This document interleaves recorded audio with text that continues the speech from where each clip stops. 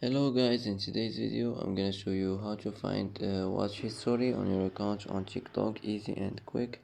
First click on your profile, click on these three lines here. Now click settings and privacy, and now you will find here comments and watch history. Just click on it, and here as you see you will find your watch history, and click on it. As you see here you will find your watch history, and that's it for today. And that's it for today's video. If you like this video, don't forget to like and don't forget to subscribe, and I hope this video is helpful for you, and thanks for watching till the end, and see you in the next video.